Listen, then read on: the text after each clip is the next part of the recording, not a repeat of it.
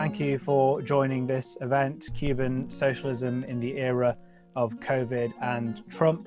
My name is Ammar Kazmi. I'm a political activist and I take a particular interest in Spanish and Latin American affairs.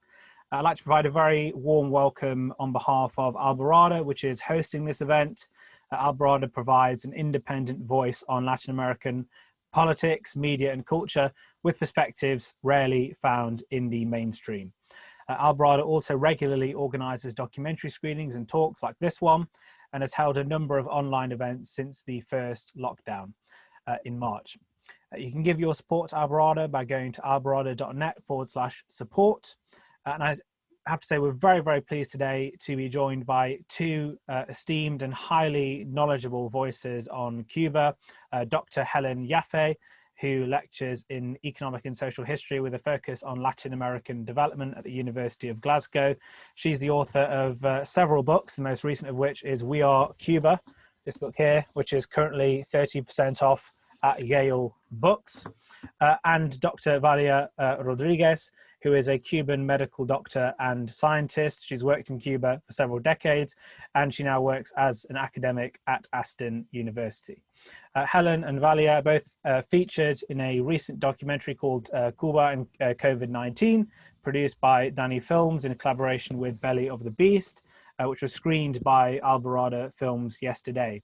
Many of you will have attended that screening, but for those of you who haven't watched that documentary, I very, very highly recommend it.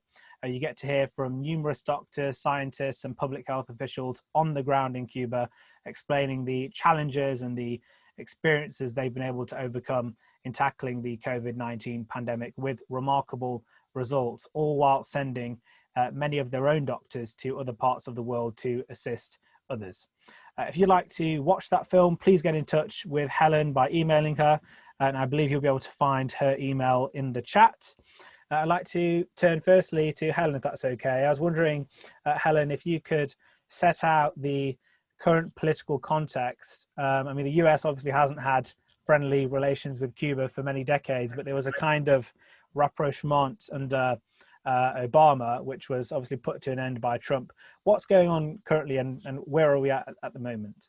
So just to sort of give a long, a short sweep of a long history, to say that the United States first started sanctioning Cuba by reducing the amount of sugar that Cuba could export to the United States in 1960. By 1961, there was a full comprehensive economic and financial and trade blockade of Cuba. There's some politics around the issue of whether we refer to it as an embargo, which people on the US side tend to use, and a blockade. This has some legal repercussions about the intention and the scope of the measures. So the US blockade is not actually one law, it's a set of different pieces of legislation. As one person I interviewed on the US side for my book, when I was looking at a very rare exchange that's taken place in the realm of biotechnology, the US lawyers for the Boswell Park Cancer Institute that wanted to work with Cuba's Simovac lung cancer vaccine said, the blockade is so complicated, no one really understands it. It's a sort of a spaghetti of legislation.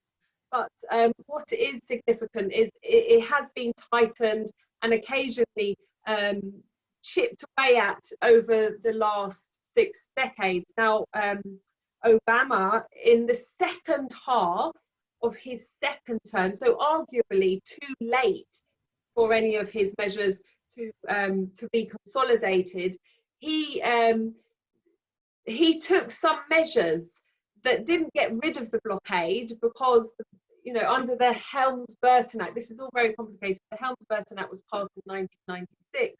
And one of the things it said is that the blockade is now codified in US law and the US Congress has to vote to remove it. So he didn't take a vote to Congress, but he did declare publicly that he was opposed to the US blockade, and he passed some executive decrees to enable some exchanges to take place, mainly, I have to say, in the realm of diplomacy and politics, some elements of business and economics and trade, but mostly beneficial to the United States. So Cuban enterprises, productive units, whether state or private, are not permitted to export to the United States. And under Obama, one license was granted for someone who was linked to, it was the lawyer of Alan Gross, to import some charcoal from made by Marabou from a cooperative in Cuba. So essentially, there was rapprochement for some increase in relations, exchange, dialogue between Cuba and the United States, but it did not eliminate the blockade, and it did particularly unleash economic exchange. There was permission given to certain airlines to increase flights to Cuba. There were cruise ships and flexibilization of remittances and visits from US people in the United States, or Cuban Americans, but more so other US citizens. And Cuba really benefited from that, because the blockade is so comprehensive that any loosening at all really has a positive impact for Cuba, which is a country with incredible development potential. But really the main benefit was in relation to what they called the demonstration effect.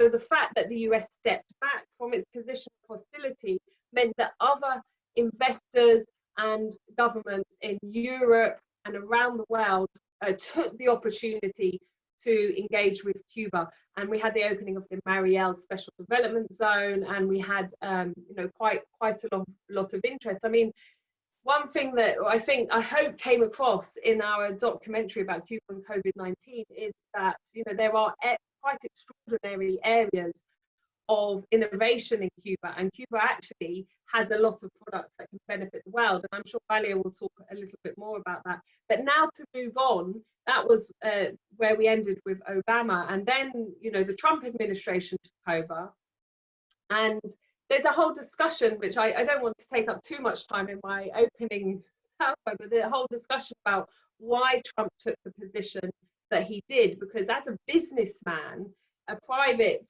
businessman, he had expressed interest in opening trade and investing in Cuba and setting up golf courses and so on. Nothing had come of it, but he had sent representatives to Cuba on several occasions, including most recently, I think it was 2015 or 16. So there was a question about which way he would go, but ultimately he ended up doing what most US presidents do, and that is outsource their Cuba policy to the Cuban American powerful right-wing politicians in Congress, and that's Marco Rubio, Mario Diaz-Balart, and so on. And they decided to take the opportunity of the Trump presidency to hammer Cuba. And actually, where we are now in terms of the level and intensity of the blockade, we are probably in unprecedented ground. So to give you an example, before the COVID pandemic began, the Trump administration removed the suspension on something called Title III of the Helms-Burton Act. Now, that was introduced in 1996, but because of dialogue and uproar really from Europe and Canada and other countries around the world who would be affected by this, the US agreed to suspend Title III. So every 6 months, the President of the United States has signed a document to suspend Title III. What Title III does is it allows US courts to take action against individuals and businesses in third countries that in any way engage in an entity that before the nationalizations belonged to a US citizen. So, you could have a Spanish company that part owns a Cuban hotel that 60-something years ago belonged to a US business person, and the US courts should be responsible for the jurisdiction of US citizens and residents, but in fact this gives them jurisdiction for other citizens. So it is a violation of international law. But the other extraordinary element about this is it gives citizenship retrospectively to people who were Cubans and had businesses that they held as Cuban citizens before the revolution, which were then nationalized. They went to the United States, were given US citizenship, and it retrospectively puts them under the umbrella of this law. So that is, has had a major impact. It was designed precisely to scare off investors and to prevent trade. Then they went further. They took measures to threaten to fine shipping companies that would carry petroleum oil into Cuba from Venezuela, and that created a externally imposed, very sudden oil crisis, oil shortages in Cuba. And as we all know, when we think it through, oil and scarcity of oil affects everything from transport to medical facilities to food production. So, we started to see scarcity of food and food queues in Cuba. And then, the COVID pandemic happened, and they continued to pass measures to really squeeze Cuba and create scarcity and suffering, which was, after all, the initial intention of the blockade back in 1961. So I can say that the last figure I heard was that since the pandemic, so in March, in that short period, 46 new measures and sanctions have been passed by the Trump administration to create further problems for the Cuban economy, to starve them of revenues, to scare off investors, to create scarcity and suffering, as I said. And that's on top of some 200 from the beginning of the Trump administration to then. So that was quite a long explanation, but I think I've covered it. Thank you very much, Helen. That was an excellent explanation of the US blockade. And I thank you for pointing that out. It's very important that we don't use the language of the US State Department. And I think it was actually really interesting how you explain that in your book as well, this whole idea of the policy being outsourced to Marco Rubio, and explaining sort of how the sort of mentality behind the irrational mentality behind Trump's Cuba policy. I was wondering now if I could ask you, Valia, about what effect this has had in Cuba in terms of medical shortages and supplies. Obviously, we saw that you and Cubanos and UK launched a crowdfunder earlier this year for parts for ventilators. Could you explain how that's affecting the US embargoes, affecting Cuba's ability to be able to respond, and the innovations that have been happening in order to try to combat that in Cuba's health system? Thank you, Ahmad. I hope, can you hear me well? Yes, I can hear you. Okay, perfect. Thank you. Well, thank you for the invitation to come here to talk to you. Regarding the blockade and how it affects Cuban health system, the problem is that the blockade affects all aspects of Cuban life. And then the public health system is one of the main, the main sectors that are specifically affected, because it's when the population is more dependent and weak, dependable. And from the point of view that the blockade makes hard or impossible commercial and financial transactions, then it is very complicated for the Cuban health systems to the access to technology. Is not a secret that most of the technology, or much of the technology that we use today is or developed or produced by American companies, or by subsidiary of American companies, or in relation to American companies. And from that moment, that type of technology cannot be sold to Cuba. We cannot even have a collaboration. The same happened in the pharmaceutical industry. Any new drugs, for example, and one of the most, I guess, more sensible are, for example, drugs for cancer.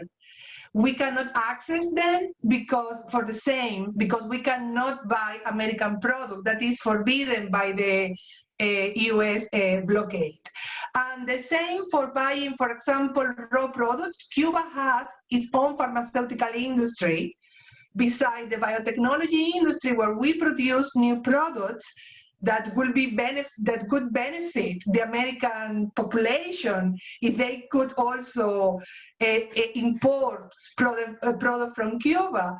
We also need to buy abroad raw products to produce generics for our health system, and that is also impeded by the blockade.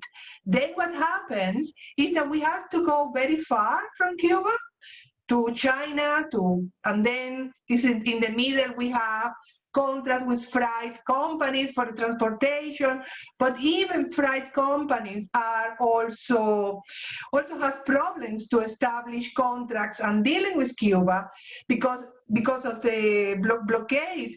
Also what happens is that any freight coming to Cuba, then it cannot go to the United States in the next 6 months.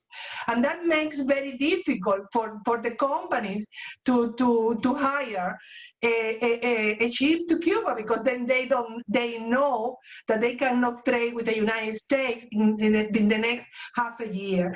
So everything is very hard, but also the access to supplies that could go from gloves to mask to right now in the pandemic, for example. One problem that all health systems had to face was to have enough supplies for PPE supply for protection for nurses and doctors and all personnel or paramedical staff that were facing COVID-19. And we in Cuba, we don't produce that type of materials. Then we need to buy it. And then, because we couldn't access that in the closest market because of the blockade, Alibaba was offering a donation to Cuba, because also we have the money. So the public health system is funded by the government. So the government has to put money in all principal sectors. And actually, a large amount of the money of the national budget is placed in public health. So from that money, we need to pay everything. For everything, and on top of that, then we need to pay for freight and transportation and so on. So the donation of Alibaba was going to be very important for Cuba. However, the transportation company, in this case, the airline was forbidden to fly to Cuba, and we couldn't access to those supplies. So the same happened, for example, with ventilators.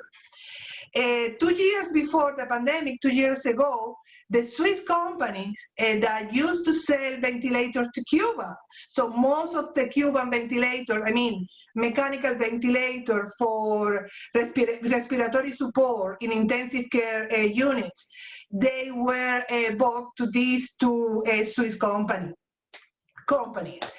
And then what happened was that 2 years ago, they were bought by an American company. Then this year, when the COVID-19 started, all countries were faced with the problem to prepare themselves to be ready for the pandemic peaks that, as you know, what they produce in the patients suffering from COVID-19 is respiratory distress. So all countries needed to have enough ventilatory units to help patients. So Cuba was the same for Cuba. So when we went to talk to the companies, they say, no, we cannot sell new equipment to Cuba, but also we cannot sell spare parts to repair all ventilators, because now we are Americans and we cannot sell to Cuba. So that put Cuba in a very difficult position, because even when there was a national strategy, as you saw in the documentary, to deal with the pandemic from the prevention point of view, so trying to prevent spreading, that I think was a success. The core of the success in Cuba was on that, on preventing spreading. Still, we needed to prepare, and we didn't have how. where to buy the machines that we needed. So then one of the tasks, as you saw in the documentary, was to try to solve that problem. And then we started a crowdfunding campaign to help Cuba to raise the money and to buy the parts to complete the ventilator that Cuba was going to start producing, using open designs that two open designs, one from the MIT in the United States and another open design from UCL here in London, here in the UK. So, but still, buying a spare part for Cuba is a problem because of the same. You have the persecution of the financial transactions. So if you say no, you cannot send money to Cuba because the banks are, they put very large fines to banks when they do this transaction with Cuba. That is one problem.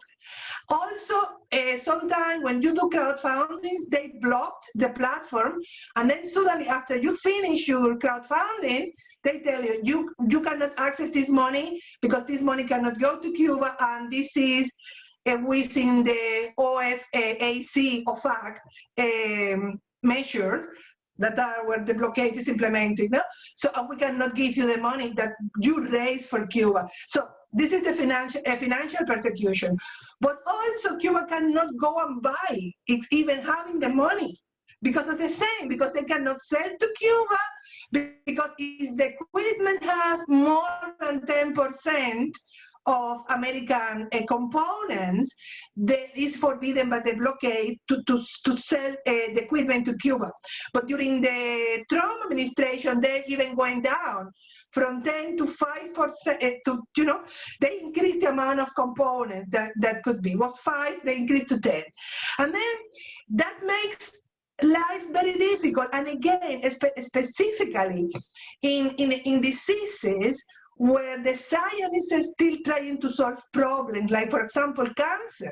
We don't have a cure for cancer. So what science do is to develop all time new formulations that increase the life of cancer patients. In some of them, it could be cured with some relaxes. In other, but most of the treatment, the goal is to increase the lifetime of patients that have cancer. So these medications are continuously developed all the time, and we cannot access this medication because many of them are developed for pharmaceutical industry that are in the United States or has business with the United States. So that is one problem. And also pose another problem. The products that we develop ourselves, then for us, it's very difficult to place in the international market for the same reason. Even if the companies are not American companies, European companies, then they become worried because if they make agreements with Cuba, then later they cannot penetrate the American market, that this is a large market that is of interest of all companies. So it is very complicated. So every specific, over every small parts of the Cuban life, and specifically health, it is constantly affected. Thank you, Valia. That's really important to highlight that it affects all aspects of Cuban life, and sort of in particular health, which just seems really, really inhumane and absurd in that sense. And of course, we as I mentioned at the beginning of the pandemic, that's when Trump decided to increase further restrictions. I think in the documentary it says 43 additional restrictions that were added. So that's important that we highlight that in particular. I was just wondering, before I ask, well, I'll ask the next question to Helen, but also some people are asking how else they might be able to see the film. So if you could, if you'll be able to provide a response to that. But then also the other question I was going to ask you was that even with all these problems that Valia just outlined at home in Cuba, we still have Cuban doctors traveling abroad to help in places, so-called developed countries like Italy in the West. We wouldn't think that a Caribbean country like Cuba would be going to assist them. So why is that happening? And also, I was wondering if you could touch on sort of the sabotage that's been happening to that campaign, that medical internationalist campaign that Cuba has launched, because of course the USA hasn't for a long time just sort of taken that sitting down. They have tried to sabotage that campaign as well. Okay, so first on the access to the documentary, I just want to point out that we made the documentary under incredibly tense circumstances. You know, it's very ambitious to try and make a documentary during a global lockdown when borders are closed. And you know, we were thankful for the collaboration of Belly of the Beast, because they are a production company in Cuba. And if anyone hasn't seen their series, The War on Cuba, then definitely, they're all available free on YouTube. Definitely watch those. So we met the deadline, which was for the Festival of Social Science, a specific thing that we got the funding for. And now we have a little bit more time to make a few adjustments and improvements, including adding Spanish subtitles, so it's completely bilingual. And then we will make the documentary widely available, freely available. And so, you know, follow us on Facebook, Twitter, whatever, and we'll let you know. I'm sure Alborada can do the same. Thanks, Pablo. You've just posted the link to the Belly of the Beast YouTube channel. That's really great. So in the question of the Cuban doctors, I mean, you know, it is phenomenal. And the Cuban medical teams that have gone around the world in a sort of emergency measure to treat COVID-19 patients, they're organized under something called the Henry Reeve International Medical Contingent.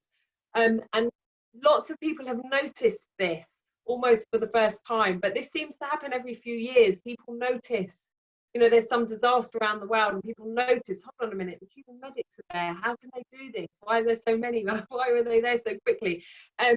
So the point, other examples are the largest contingent of medics who stayed for the longest in West Africa during the Ebola epidemic were Cubans. And what happened in Haiti 10 years ago, when they had that devastating earthquake and nearly 250,000 people were killed, and that's on a small island with a small population, a huge portion of the population was affected. The Cubans were already there. They already had nearly 400 medical professionals serving, providing healthcare, which is free at the point of delivery to underserved populations. And so, you know, occasionally it breaks through into the media. Occasionally a politician will notice, but actually this is one of the key cornerstones, let's say, of Cuba's foreign policy since the beginning. From my perspective, and I've got a chapter on Cuban medical internationalism, it is that the root of this, the motivation is the same as the motivation that led the Cubans to send assistance to guerrilla movements, fighting for national liberation, fighting for socialist governments in Latin America, subsequently fighting in anti-colonial struggles and post-colonial struggles in Africa, fighting to defend Angola from the invading army of the white South Africans. So that, you know, they see, they associate it with the same, right? So global health and the dire situation of global health, they see as a product of the same structural oppression and exploitation, i.e. imperialist relations that led them to support countries fighting for liberation against imperialism and against dictatorships. So it's the same kind of, they're just as likely to send soldiers in an earlier period as they are to send medics in this period. Their interest is in, you know, the poorest, the most oppressed, the most exploited around the world. And before the COVID-19 pandemic, 400,000, that's close to 500,000 Cuban medical professionals trained for free by the Cuban state had gone overseas. Every one of them volunteers with their own motivations and with their own sacrifices, but 400,000. If you add to that those who went for other forms of development aid, you know, you get this extraordinary fact that something like 1 in 10 Cubans has been on an internationalist mission. And the interesting thing about this, you know, it has garnered support for Cuba. It has shown the benefits of a welfare-based development model. It has shown that international relations don't have to be based on competition and aggression. And this is just on its own, the nature of what that demonstrates is a threat to the existing global international relations dominated by the United States and Western Europe and so on. And so, you know, there has been various efforts and campaigns to sabotage Cuban programs. And, you know, one of them is, oh, it's, you know, they're just trying to gain influence. It's sort of clever politics. But actually, if you look at the countries where the Cubans have been, they have been to the poorest, the most underdeveloped countries. So they have been to the countries that in global terms have the least influence. So none of that makes sense. If the Cubans were seeking, you know, to shape a global politics, it wouldn't be to countries all over Africa that they would be sending people, as they have done, you know, since the 1970s. So, I mean, they are incredible. Their motivations are deeply tied to the ideological and political motivations of the revolution as a socialist revolution itself, and the deep roots of anti-imperialism in Cuba. You know, an island that struggled for hundreds of years with Spanish colonialism, and then you know, and the product of slavery and monoculture, the imposition of the sugar industry, and then with US imperialism from the beginning of the 20th century. So just to say, they have different programs. The Cubans have different ways of providing medical aid. Some of them involve going overseas, so that's emergency medical aid, which now it happens under the umbrella of the Henry Reeve contingent. They also have programs where they go to countries and help to set up and establish the public healthcare system in those countries. They have other schemes where they are contracted, i.e. paid, to provide a service, which has become a very important source of revenue for Cuba since probably about 2004, 2005. The context for thinking about that is understanding that the US blockade, in the ways that Valia's been explaining, stops Cuba having normal trade relations. So for Cuba, this is it's very important to be able to have a form of earning revenue internationally that is based on its socialist principles of investment in health and education. You can't separate health and education.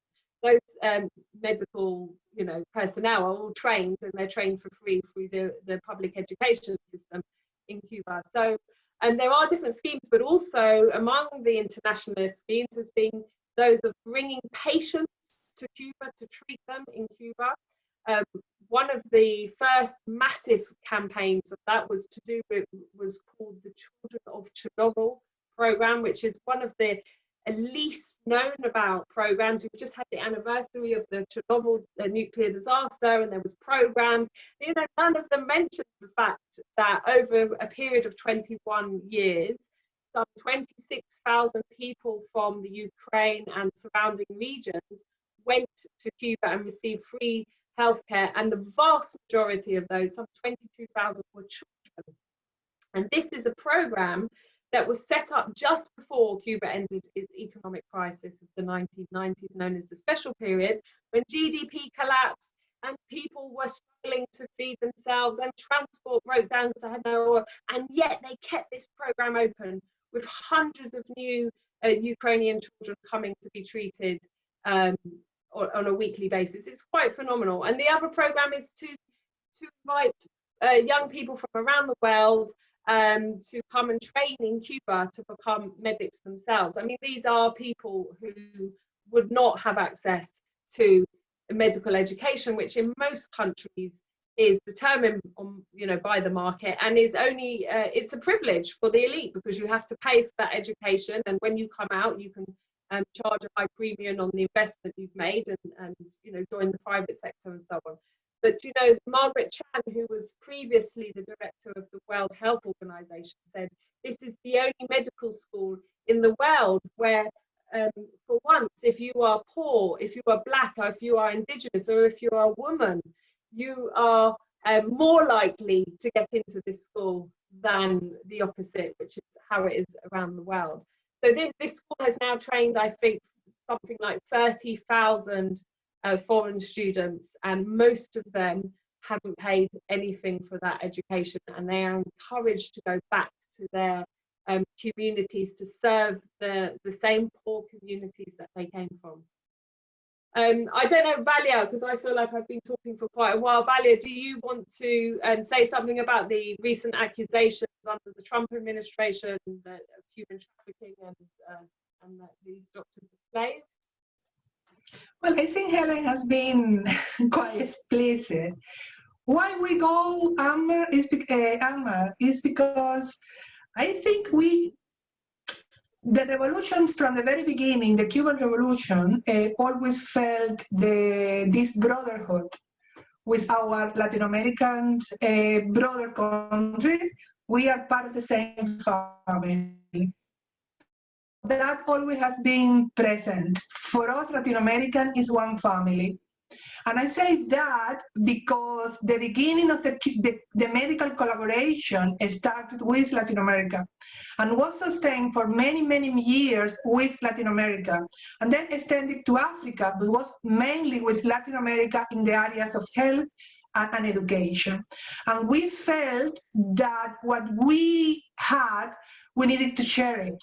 It was not sharing what we have, you know, the remains because we have an excess of things. No, it's what sharing what we had. We had little, but we felt that we had the commitment to share it with the rest of Latin America, that we come from a common tree. For a common tree. So that was the first. So it was humanity and solidarity and brotherhood. Always that has been in the center. That is true that from the medical collaboration, also Cuba is doing medical diplomacy. Yes, it's true, it's undeniable. But it's good to do diplomacy with health. It's good to do diplomacy with education. That is the way that diplomacy should be done. You know, improving the life of other people, like the people that has less. It's the humane way of doing that. And yeah, Cuba is doing that. So what Trump did, Pompeo and all that, was retake an old discourse of trying to vilify and criminalize the Cuba, saying that we are exploiting doctors, which is not true. For what Helena said, the Henry Reeve brigades are composed by doctors that they decide to go to those places. It's absolutely voluntary and they are not paid. They go, the brigades go for free to these countries where disasters occur. And besides that, we have other two types of collaboration. Free collaboration with poor countries like Haiti, like Bolivia, like Ecuador. So we go to these countries for any money, and we bring health to very remote places, but also we help to structure their own health system, like the Ghana example. We go to these poor countries and we also help them to structure the health system, because it doesn't have any sense if we go there, help them and we leave. So we need to help to structure that the way that the program is sustainable in time, and they can do it by themselves. And then the Cuban brigades, they start medical schools, small faculties, where then the students from that countries are trained, and then they can take over after the brigade. Sorry, my dogs are now start barking. That happened a lot. And then we have the paid collaborations, like in Brazil, because it's a richer country. Brazil and Haiti are not the same. And then we go to Angola or South Africa, Africa. So those are different countries. And it's true, and that is where they used to say that they are slaves because the government don't pay them enough. Well, they receive a percentage, and the other percentage goes to the health system to support programs in Cuba where the health is absolutely free and accessible to everybody in a poor country. So it's just a way of harming Cuba, trying to make difficult the relation for Cuba, and also is very inhumane from the point of view that is trying to convince people that need medical attention to do not accept Cuban brigades. You know, that is an absurd idea. So people that need help, that how happened now during the COVID-19, trying to tell people you are contributing to the human trafficking if you are accepting this Cuban brigade, which is not true. So there is, I already said why it's not human trafficking, and we are bringing help to places where the help is needed. So it is absolutely absurd, but they don't care. It's a war, and it's a war in Cuba, as Belly of David have been trying to demonstrate. Thank you, Valia. I was just thinking there as well, if only we had more diplomacy with health and education, rather than sort of diplomacy that we have in this country, in the United States, with arms sales and other such things.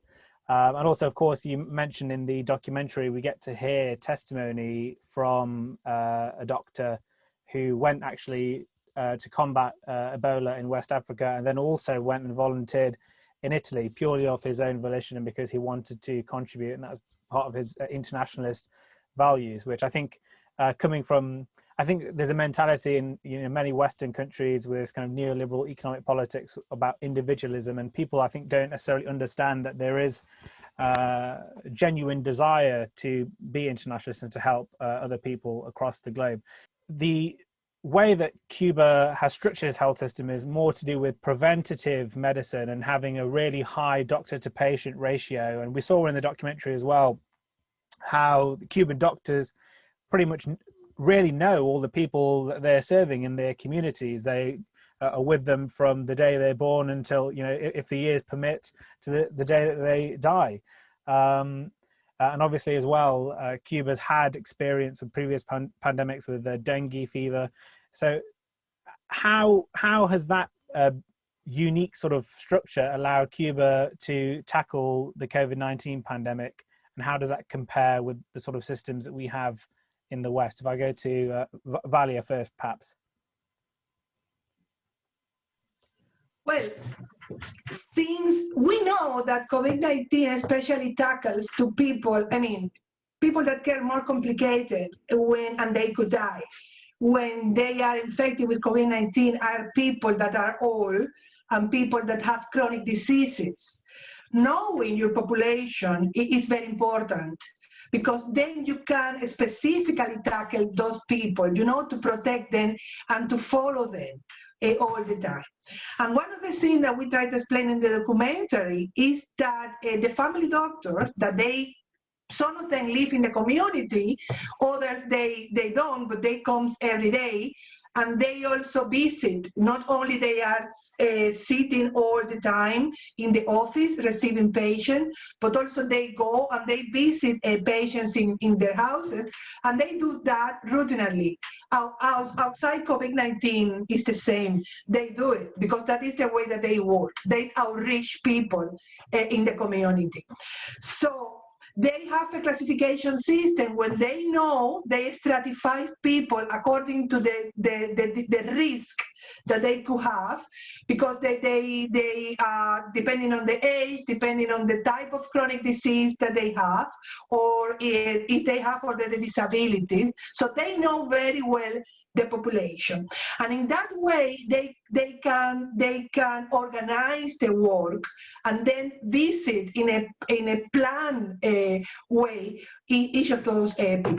So that was very important. Then to those doctors, as you saw, the medical students were joined together to increase the contact tracing, because they needed to go every day to each of the houses, door by door, asking whether they have any type of respiratory symptoms. And they did it every day.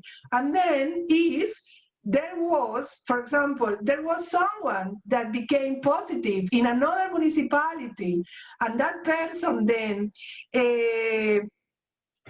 they gave all the possible contact that he had after a specific period, then those contacts were distributed, each of the possible medical doctors treating each of those contacts, then they knew where to go, to follow that contact and then all the possible other contacts around this other. So this is a very well organized system that is not new. It has been placed from the beginning of the 80s, and it has been growing. It has been growing with time, always focusing prevention, in knowing the risk of the population, knowing the diseases that the specific people has in the community, and then trying to control the diseases or to prevent the development of new diseases. And that has proven very, very useful in the COVID-19 pandemic. Thank you, Valeria. Helen, if you have anything else to add to that issue about preventative medicine? No, I mean, obviously that was a comprehensive answer. I would just add that the interesting thing about Cuba is, you know, it's not that long ago the revolution triumphed in 1960, and at that time something like 43% of the children in the countryside had bellies full of parasites, you know, and were dying of, you know, malnutrition and diarrhea, and the things that we see common. And we've been talking about Haiti. The health profile of Cuba was similar to Haiti at the time of the revolution.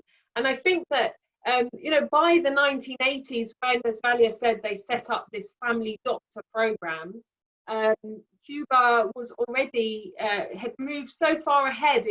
People in Cuba now die of first world, or of the kind of diseases people die from in rich countries, so cancer and heart disease, and you know, that sort of explains why they because their biotech sector focuses on public health needs, they have been working in those areas.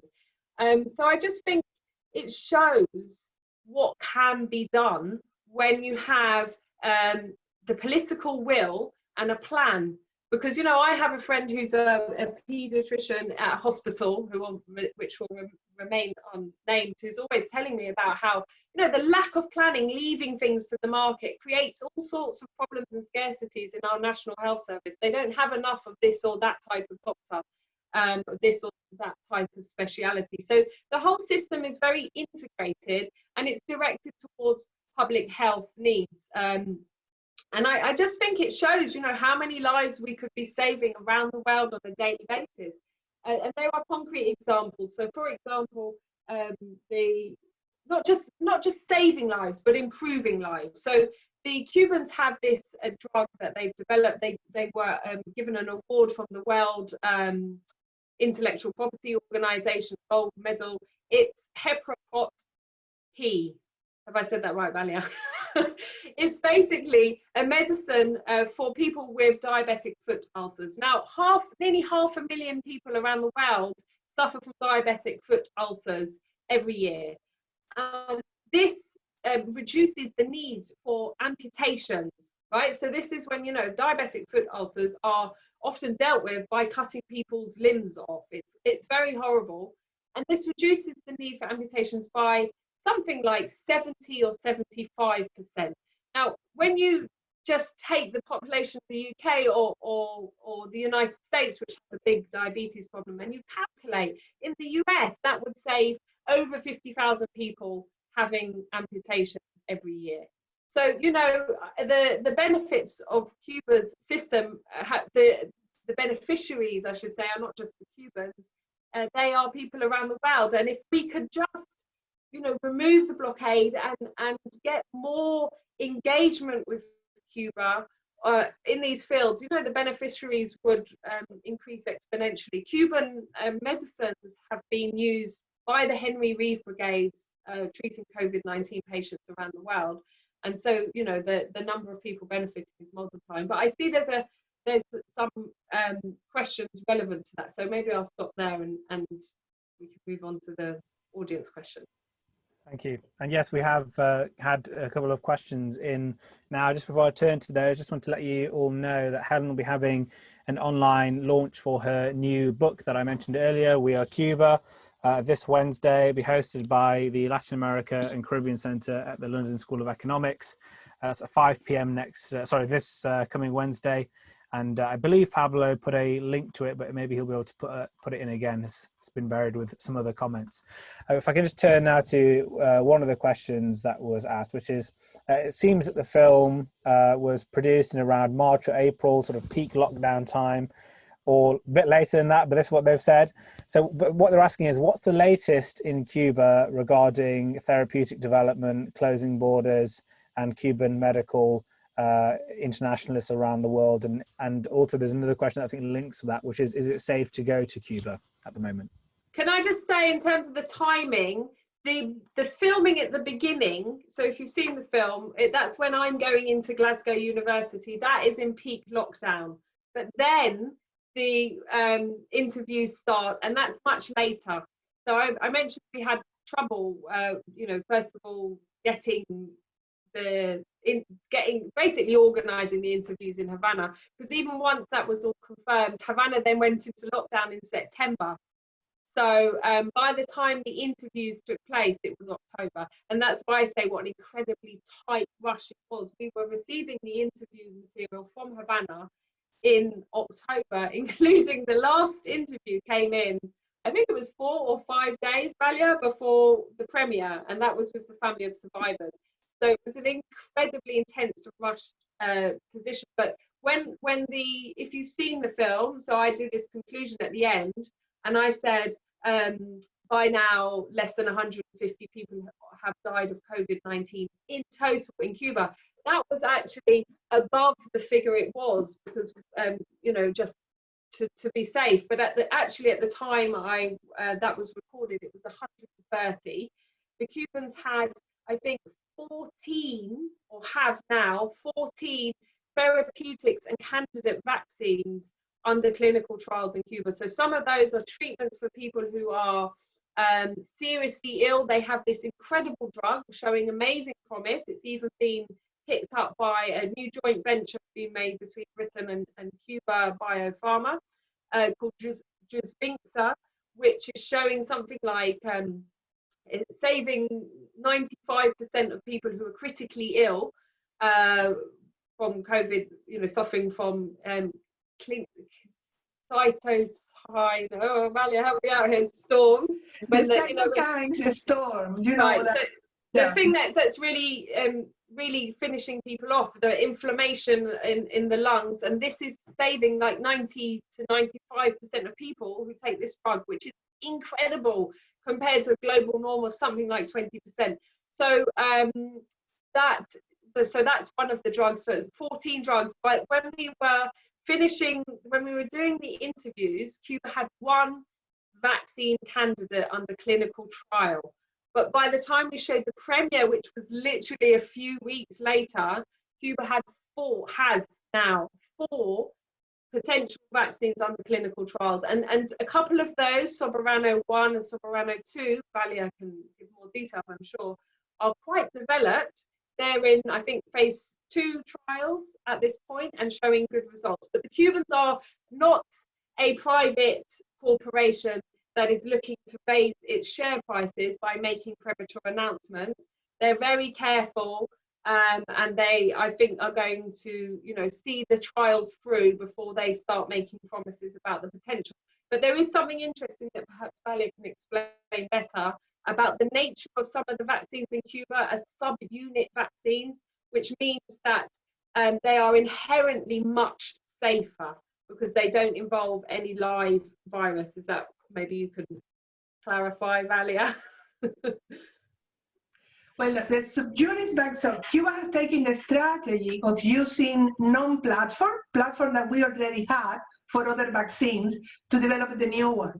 So that was what allowed to go very fast and to have today 4 vaccines, 2 in clinical trials ending phase 1 and starting phase 2 in January. It has taken in both the Soberana 1, the Sovereign 1 and Sovereign 2, and it has taken a little longer because they need 2 dosage, and the dosage are separated by almost 1 month. And so they have proven to be safe, so they don't have serious adverse effects. That is what you are looking for in the first phase of phase 1 of human clinical trial.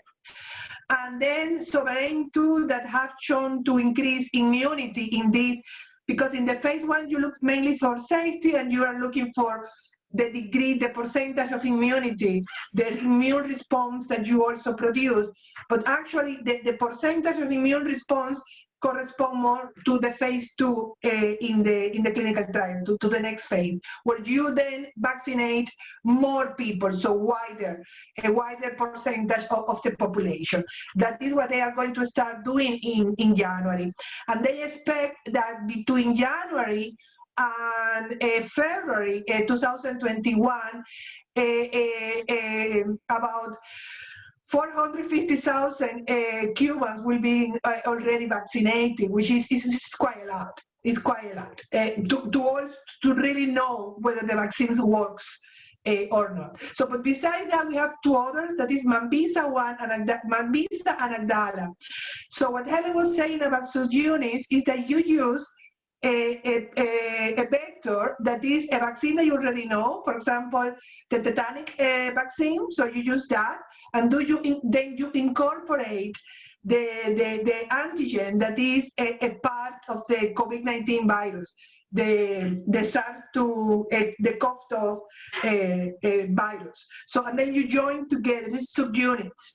And so they have been using platforms of non-vaccines, vaccines that are proven to be good, useful, safe, and like hepatitis and the tetanic or tetanus, I don't know how you say in English, vaccine. And then, so those are the components, and then they join the particle from the virus. And they are using also formulation for intranasal formulation that in kids seems to be very, very good. For increasing immunity, so it's very promising what they are doing now, especially Mambisa 1 and Abdallah are now waiting for the approval to start a phase 1 human clinical trial. So for a poor country that is as Cuba, that is very important because that makes us independent from pharmaceutical industry, so we can treat our own population, but also we can help poor countries giving the vaccines for those people that will have problem accessing vaccines that could be potentially very expensive. But besides that, sorry, as Helen said, let me stress that we have been redirecting products for other diseases to COVID-19, products that we know increase the immune response, and also they have been developing new monoclonals also to increase the immune response. And in that is that peptide that Helen was mentioning that is called Jusvinza, that has proven being very useful and very good treating patients in ICU, preventing death, especially in younger people that develop this type of cytokine storm. So it's an overreaction of the immune system that also, this is the opposite response. It's an overreaction that also could lead to death. Thanks, Valia. And presumably then, with all of these treatments available and rapid sort of development towards a vaccine, and also the fact that we're currently locked down, and presumably Cuba isn't, it is safe to be in Cuba right now. Well, Helen could tell you that for soon, because she's going to Cuba soon. But yeah, Cuba had the borders closed for a very long time, since they closed the border at the beginning of April, and they kept the border closed until August, and then they started opening the borders only in the small keys. For touristic purposes, where people could not go out, and depending how the different provinces were responding, then they started to open other airports. So finally, Havana Airport, that is the biggest airport in Cuba, was open this month, the 15th of November. So it was a very long wait, and there was a very big sacrifice for Cuba, because, as you know, the main money income, come from tourism, but Cuba put the population in front. So it was more important to protect the population than to bring money from touristic resources.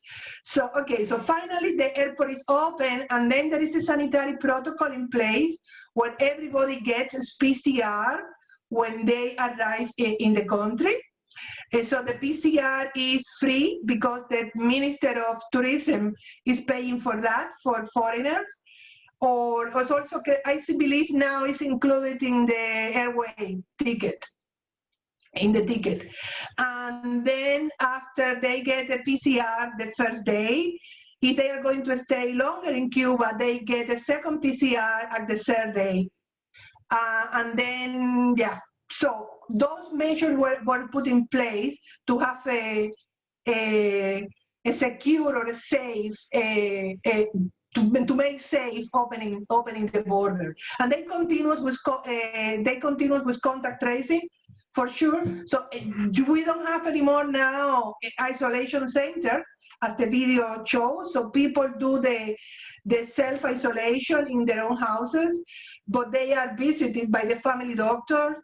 And if you are in a touristic resort where you are checked in the touristic resort, there is a doctor in every touristic resort. And if you get sick, you are then treated in a hospital. But I can say yes, the transmission in Cuba is very low right now. There are days where we don't have any cases. There are others that we have 10, 20, or 30, and others that we have 0. So transmission is quite low for a population that is more than 11 million. Thank you, Valia. That's really reassuring. And also, I think it was interesting as well to see in the documentary the very elaborate system of isolation and tracing that existed, obviously with Cuba's previous experience fighting epidemics.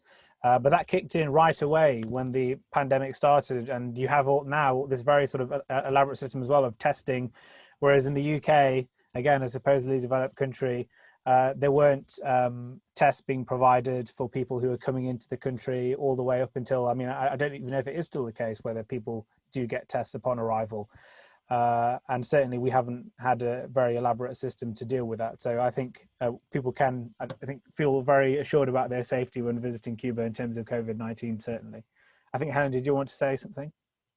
Just basically, I agree. I mean, if I can find the flight that I can afford, I will definitely go to Cuba, and I will feel much safer there. But in terms of, you know, any health problem, I think that, you know, I don't like giving personal stories particularly, but my daughter, when she was a teeny baby, or quite young, was ill before we left for Cuba, and, you know, just kept being sent home by the GP. And possibly, you know, the stress of the flight and everything else made things worse. But we arrived in Cuba and took her to the doctor, and, you know, within minutes they had diagnosed her with pneumonia, which is terrifying in a baby. And we had a week-long stay in a hospital, and we had the just incredible level of care.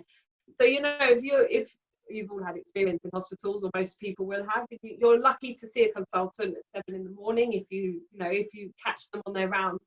But the level of human care was incredible. We'd see the consultants, but also specialists from different areas, working out how to deal with problems together, and they stopped at nothing. It was quite an incredible experience.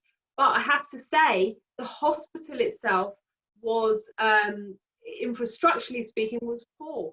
It didn't have running water 24/7 in the room. We were in a room where you had 2 hours of water on, 2 hours off, and that was only cold water.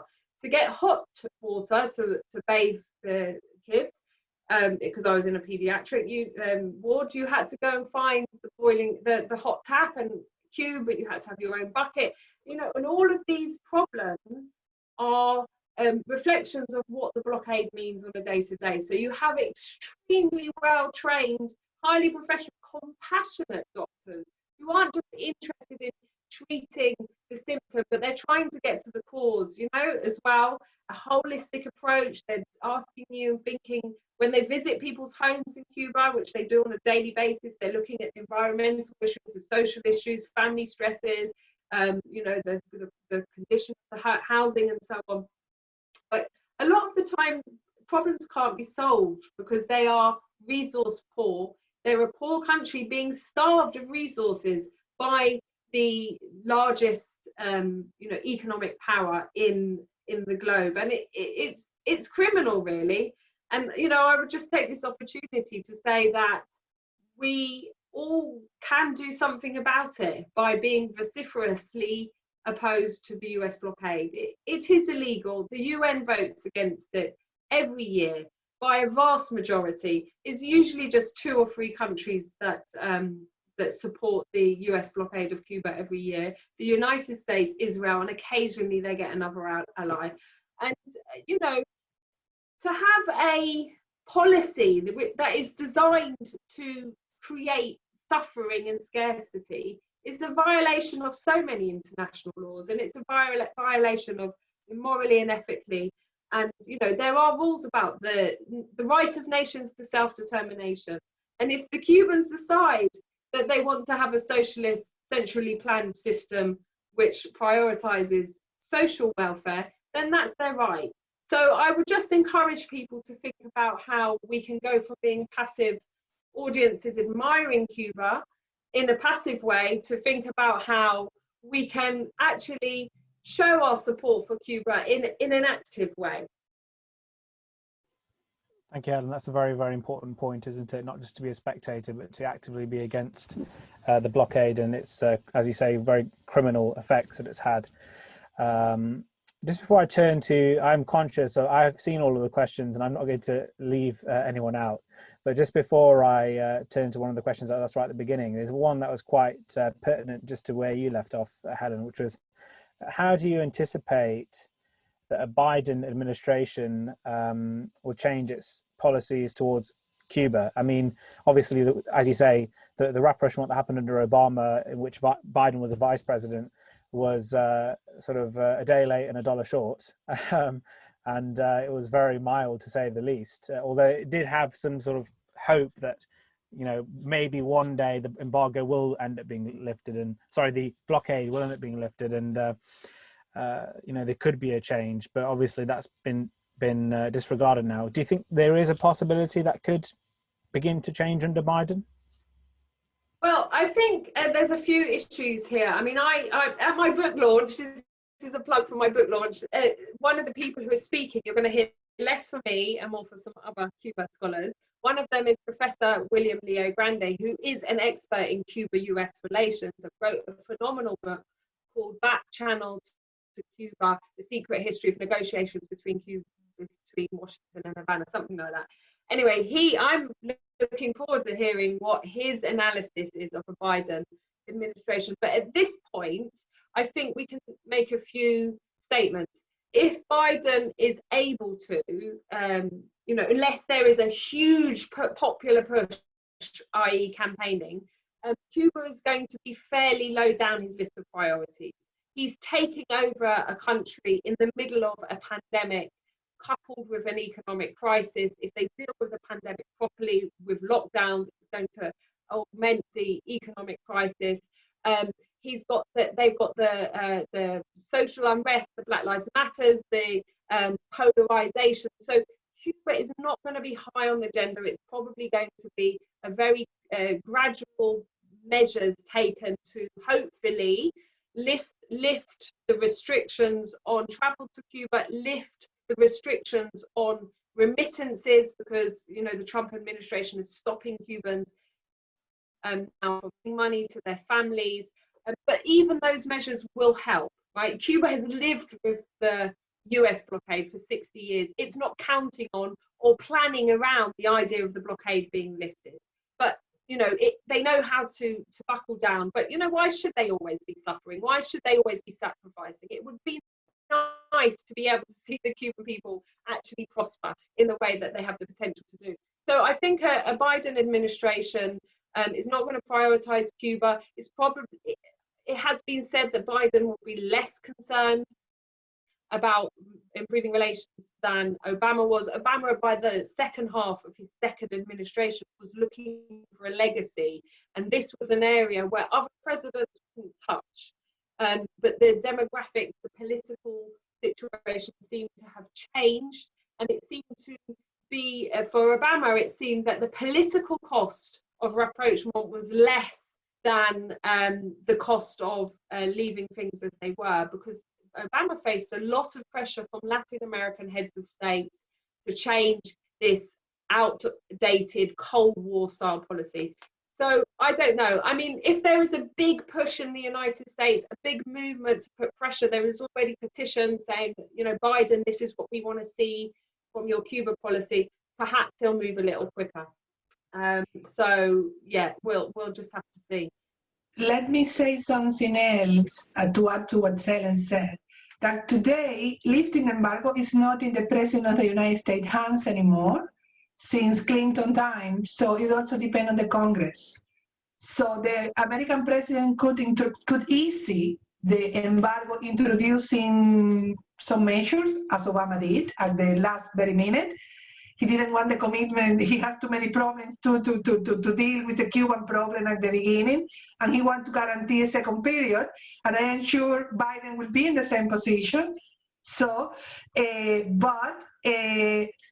actually, lifting the embargo is not anymore in the president's hand. So it has to be the Congress who decided, and that was, if I am not wrong, Helen, you can rectify me, since a Clinton administration, when he signed off the Torricelli and Helms-Burton, law. But I would like to add something, which I was going to say earlier. There was an interesting article by a US lawyer, Robert Muse, recently. I posted it on my Facebook page. If I can find it in time, I'll post it. And he challenges this accepted view that the US blockade has been codified because of Helms-Burton. What he says is, actually, if the Congress wanted to take a legal challenge to a president who eliminated the blockade, they would be on very shaky ground, because in the original US Constitution, the US president has primacy over foreign policy.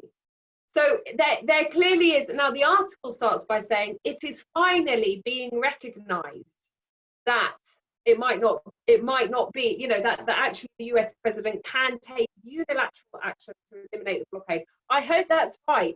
We should all be sharing this article to create pressure to say to Biden, yes, get rid of the US blockade. So I'll share that in a minute if I can. One other thing, someone asked the question I noticed earlier about the Cuban American vote being assumed to have gone for Trump in Florida.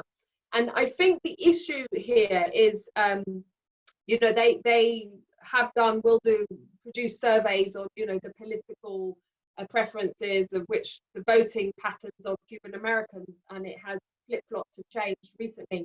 But I think the dangerous thing about the assumption that Cuban Americans voted for Trump in Florida is that it creates the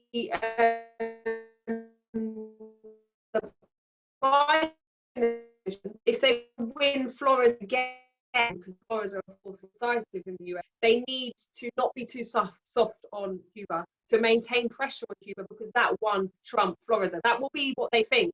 And I think that that it will need to be countered. So the person who put that in the chat said it's not true.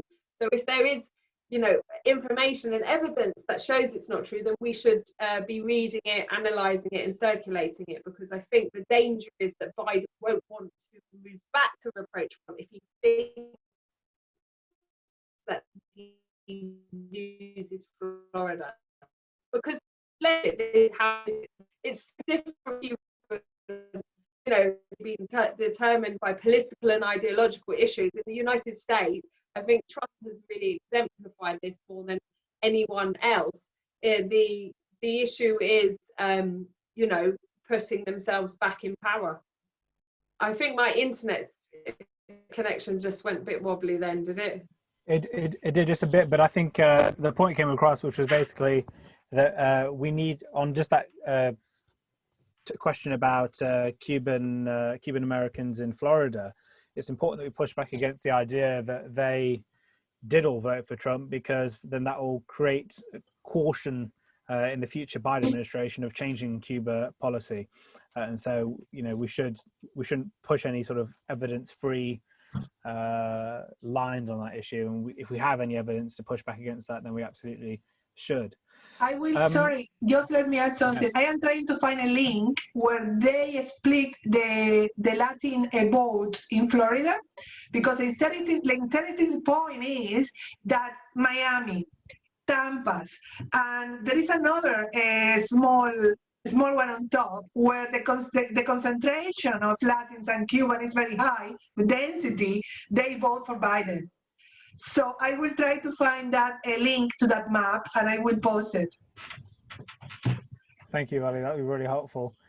There's a couple of other questions here, which I suppose probably come from the fact that people have been inspired by the documentary and by what they've heard today, which is they're all kind of similar questions, which is about can you go to Cuba for medical care if you pay for the care there? And is it possible to move and to live there, I assume permanently? People may have experience with that on the panel, or? Yes, the first question is yes, you can go to Cuba and have medical treatment. We have something that is called medical tourism, where if, depending on your disease, you can contact the specific institutes or hospitals that they offer, depending on what you want to be treated for, and they can advise you how to go, where to go, and for how long, and how much you need to pay. Yeah, that is absolutely possible. And moving to Cuba, you need to apply for residence in Cuba. That is a little complicated. If you have investment in Cuba, or if you marry a national, or in exceptional circumstances, like you have ties to Cuba, you can apply for permanent residence in Cuba. Yeah, I would just add that because of the concept, you know, behind Cuban society, to live in Cuba, you can't sort of live parasitically, just a life of luxury, because, you know, you could sell your flat in Hackney and live for 20 years without working in Cuba. That's not, I don't know what the legal rules are, but from my experience, to live in Cuba, you would need to be working, studying, or, you know, doing something to sort of earn your residency. Thanks, Helen. I think that's really important to mention, and obviously goes to the heart of the philosophy of Cuba's socialist system. There was another question about what measures have been introduced by the Cuban government to help citizens who are suffering from a loss of income. Yeah, I can respond to that, because I mean, they took lots of measures very early on. So small businesses and non-state entities were not asked to pay any tax. The tax demands were frozen. State workers received salaries, and if they went into hospital, they received some, you know, coverage of income. So people were protected, and remember that Cuba has this system called the libreta, the ration book. So every individual Cuban has access to a certain minimum basket of goods. Prices were, most prices are controlled by the state, so prices of food and essentials are kept down and so on. And bills were put on hold. So a lot of protections were put in place. And of course, such difficult decisions to make, because this is in a context where the two main sources of revenue for Cuba are tourism and medical services exports.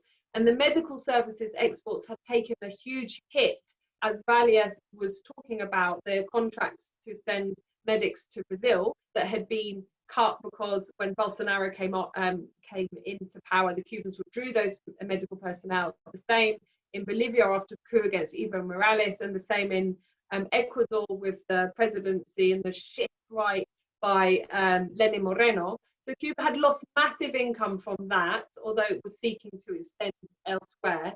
But then the hit to tourism. So, I am anticipating the next reports and sort of perspectives on the Cuban economy are going to be, the situation is going to be very difficult for Cuba.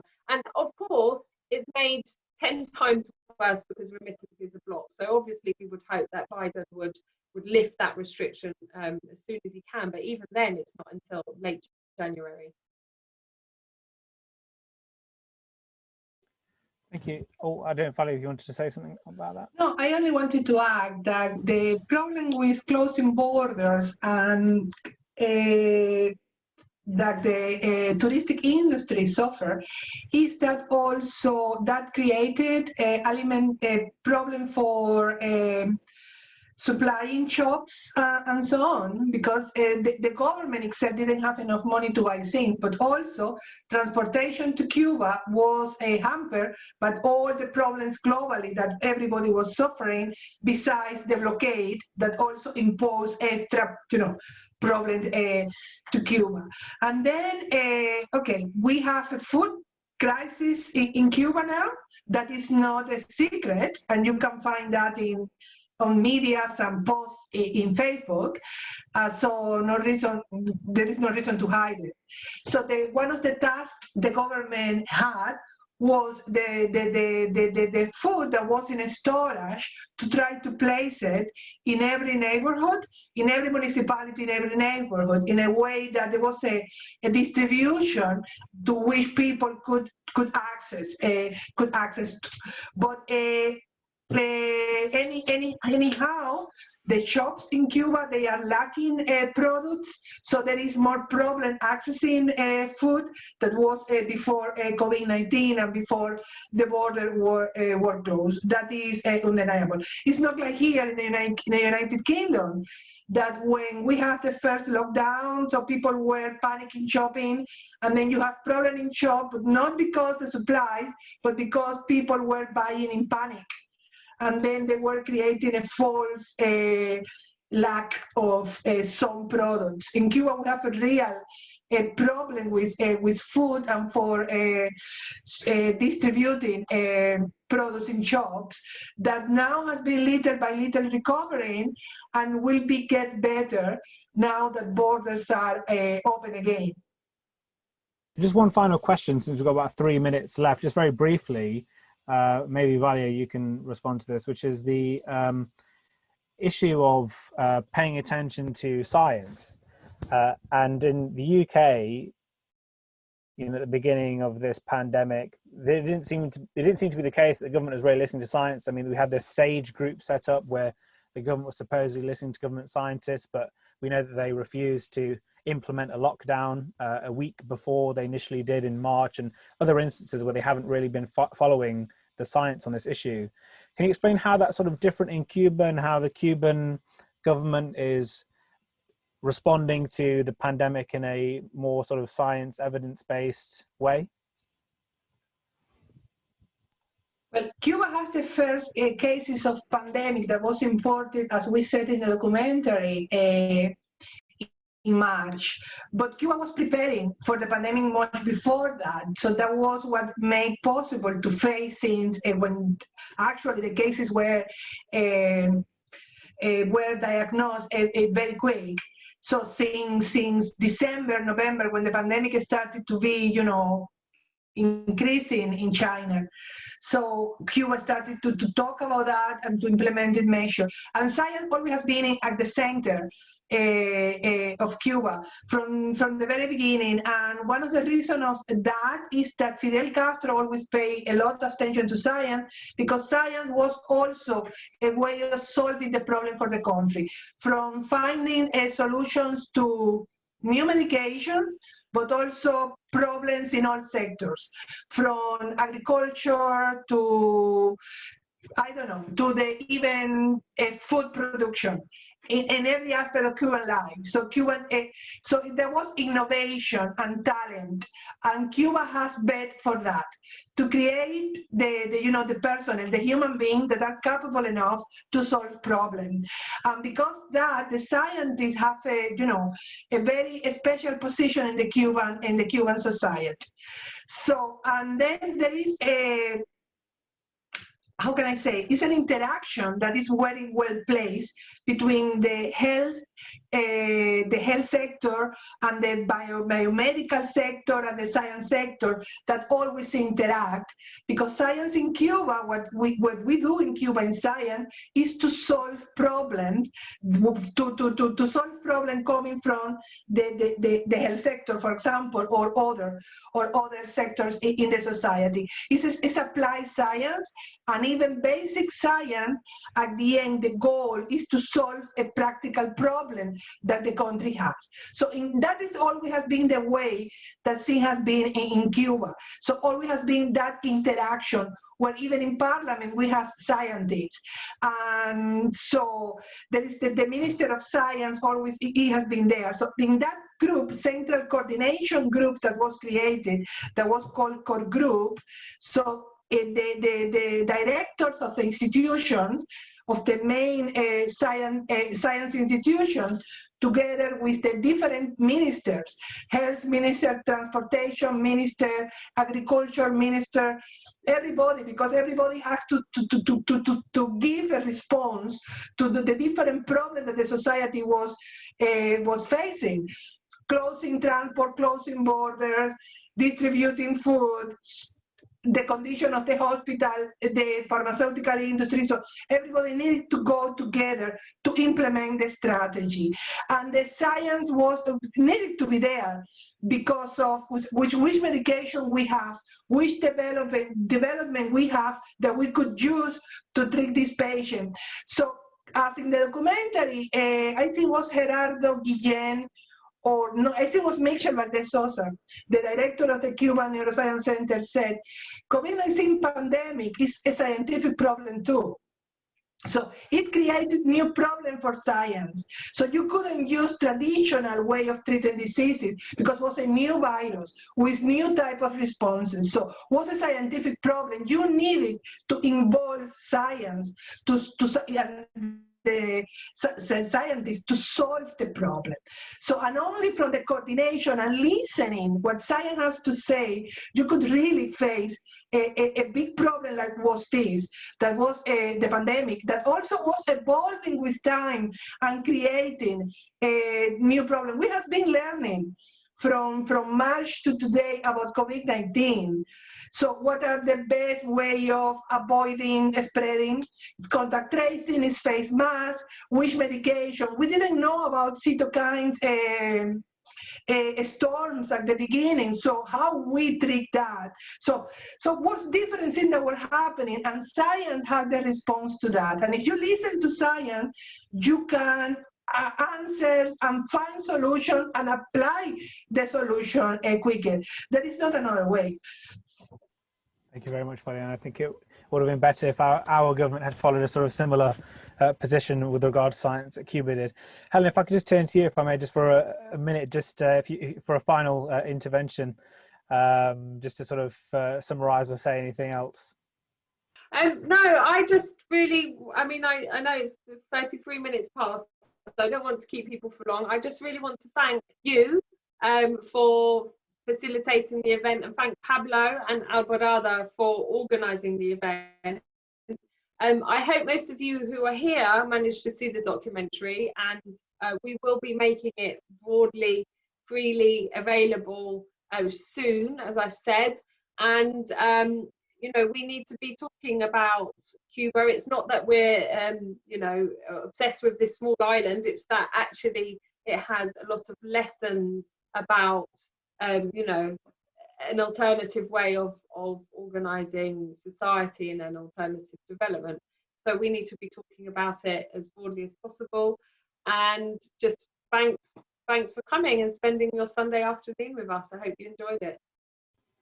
Thank you very much. I really want to thank Dr. Helen Yaffe and Dr. Valia Rodriguez for attending today and sharing their knowledge and expertise. I've learned a lot from both of them, and I'm sure all the rest of you have as well. And I, of course, also want to echo Helen in thanking Pablo Navarrete and the whole Alborada team for facilitating this event today. Thank you very much for attending. Thank you, guys. Thank you.